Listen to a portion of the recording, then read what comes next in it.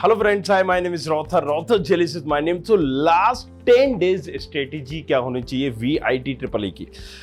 हालांकि ये private university के लिए एक एग्जाम है और यूनिवर्सिटी लेवल एग्जाम है, जैसे कि हम SRM ट्रिपल ई देते हैं, जैसे कि हम मणिपाल के लिए मेट देते हैं, राइट, कलिंगा के लिए देते हैं। सो XYZ अभी आपको ये समझना है यूनिवर्सिटी लेवल एग्जाम है। अब ये उन्हीं लोगों के लिए इंपॉर्टेंट होता है जो VIT को टारगेट कर रहे हैं, और जब सबसे ज्यादा रीजन यही होता है VIT यहाँ पर वेल्लोर के लिए, राइट, क्योंकि VIT भोपाल भी है और अमरावती भी है, दूसरे भी है। बट अगर जैसे कि VIT भोपाल है, इतना ज्यादा पॉपुलर नहीं है, नोन नहीं है, सो उसके लिए तो आप जाहिर सी बात है VIT ट्रिपल ई नहीं टारगेट कर रहे होगे एग्जाम का, राइट। सो एक अच्छी रैंक लाओगे तभी तुम्हें VIT ट्रिपल ई में एडमिशन, सॉरी VIT वेल्लोर में एडमिशन मिलेगा, क्योंकि बाकी VIT में करना नहीं करना मतलब बहुत सारी चीजें वेरी करती है। कितना सारा पैसा लगाने से अच्छा है कि कई स्टेट गवर्नमेंट आप चूज कर सकते हो।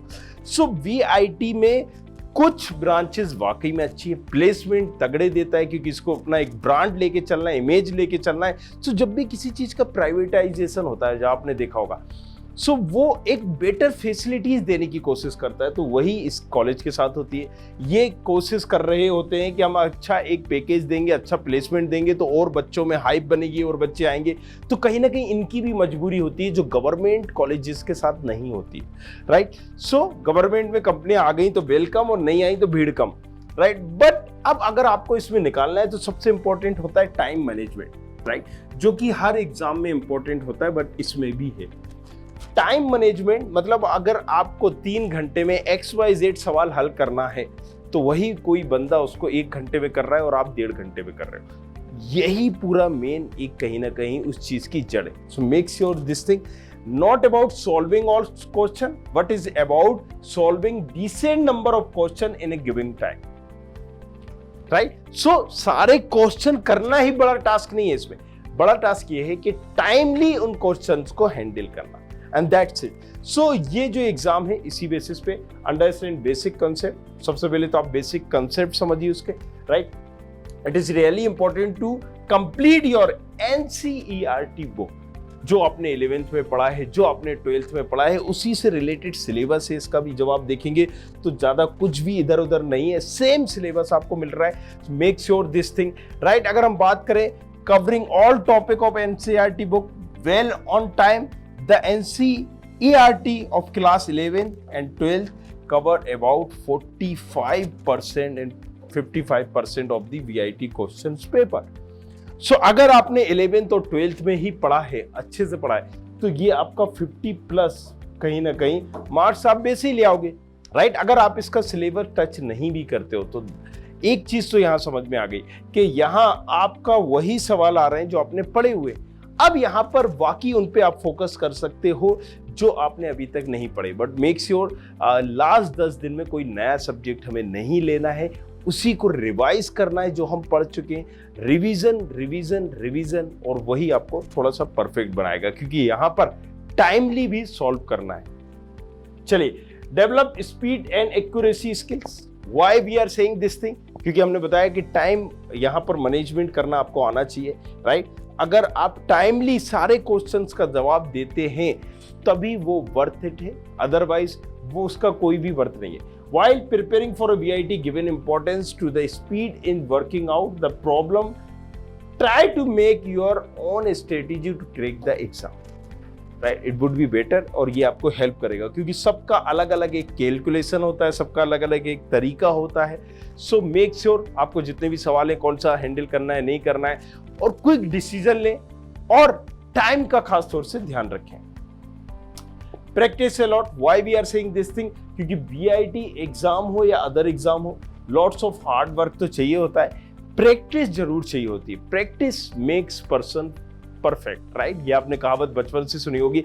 अगर आप प्रैक्टिस करोगे चीजों की तो आप क्विकली उसके आंसर दे पाओगे, इजीली हैंडल कर पाओगे। जब आपको गाड़ी चलाना होती है, जितना आपने प्रैक्टिस की होगी इतना स्मूथली आप चला सकते हो। सेम कंसेप्ट है, right. Clear your concept, so take proper guidance from your teacher, try to confuse and clear your concept. It is really important to have a good base and a strong fundamental solve all level. So make sure कि यहाँ पर अपने concept करने के लिए पुराने जो paper होते हैं VIT के वो आप दे सकते हो। मॉक टेस्ट वगैरह भी, उसके बारे में भी डिटेल में बात करेंगे आगे चल के। बट पुराने जो पेपर्स होते हैं, एक माहौल बनाना है आपको, एक एटमॉस्फेयर बनाना है ताकि ऐसा लगे कि यस, आप जो पुराने पेपर सॉल्व कर रहे हो कि आप क्लासरूम में हो, टाइमली उसको कर पा रहे हो या नहीं कर पा रहे हो। टुकड़ों में करोगे कभी भी परफेक्टली आप नहीं समझ पाओगे। Group study, right, get a chance to clear your concept and queries, but last 10 days में ये नहीं आप करें, it would be better, right. आपने इसके फायदे हैं बट इसके नुकसान भी हैं, क्योंकि आप लास्ट टाइम पे ये सारी चीजें कर रहे हैं तो आप कंफ्यूज होंगे। वो सामने वाले के कौन कौन से सिलेबस, कौन कौन से सब्जेक्ट जिसमें उसकी पकड़ है उसने तैयार कर रखे, आपको भी अगर ग्रुप स्टडी में वही चीजें कर रहे हैं जो आपने छोड़ रखे हैं तो there would be problem, right. So it would be better कि ग्रुप स्टडी कर भी रहे हैं तो सिर्फ रिवीजन करें। लास्ट ईयर पेपर जैसे कि मैंने बताया था, इसको सीरियसली देना है, मतलब टुकड़ों में नहीं देना है। अगर आपके पास 2 घंटे हैं तो 2 घंटे में देखिए कि आप लास्ट ईयर का पेपर कितने टाइम में हैंडल कर पा रहे हो, राइट। सो सारा नाश्ता खाना जो भी आप करके बैठ रहे हो, डिनर करके बैठ रहे हो, उसके बाद बैठिए 2 घंटे, कोई रिलैक्स नहीं लेना है, किसी तरह का कोई पॉज नहीं लेना है और उसको टाइमली करना है ताकि आप वो एटमॉस्फेयर बना पाए एग्जाम हॉल का। चलिए, मॉक टेस्ट बहुत ही इंपॉर्टेंट होता है, क्योंकि उसमें आपको कई बार आपने देखा होगा जब आप इंटरव्यू को जाते हो, स्टेज जाते हो, तो आपको फियर होता है, स्टेज का फियर होता है, इंटरव्यू का फियर होता है। Why is it, right reason, कभी हम गए नहीं होते, लेकिन जो बंदा स्टेज में जाता है 2 बार गया, तीसरी बार उसको फियर नहीं होगा, राइट। यही इंटरव्यू जिसके लिए कॉमन होगा, बिल्कुल फ्रैंक होगा और वहां पर नर्वस नहीं होगा।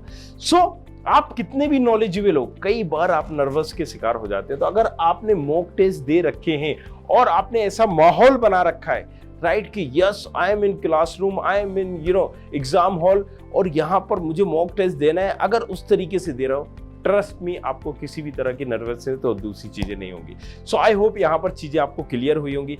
लास्ट टाइम पे आपको किन चीजों का ध्यान में रखना और किसी तरह की वीडियो आपको जानना है तो नीचे कमेंट करो। मिलते हैं नेक्स्ट वीडियो में, तब तक के लिए सब बके। I hope you like this video. For more such videos, keep watching our channel. And do not forget to like, share and subscribe.